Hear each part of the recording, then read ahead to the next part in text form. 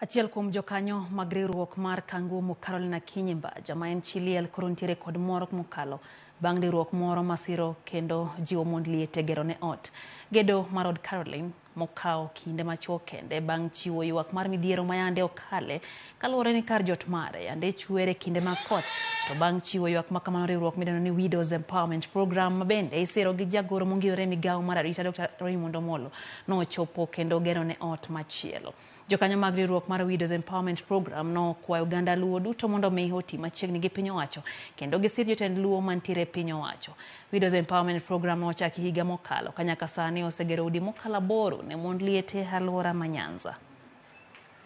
Noro joge manobiro kanyo to nakwayo mana kony mar ot mana ywago ne gini yawa koth wag nyithindo ka nyalo gina Nyasaye nyalo donjo chumu gedna to neno ka Raymond Omollo noro joge gi masi mobiro motimo na ng'uono ma gibiro gi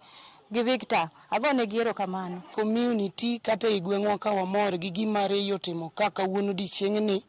nikech osetamo ji mang'eny timo yudo jatelo man gi chuny kaka Ray bende tek koro wagone Nyasaye kamano kuom chuny ma Nyasaye omiye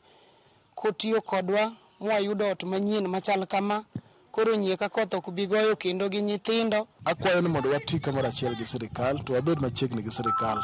mondo wang'e kaka wanyalo yudo konyruok nikech bedo machiegni gi sirikal nyalo miyo konyruok wuok matin to kwa goyo jowa mantiere sirikal ni wadwa ni ji te bedo pinzani ok en gima ber.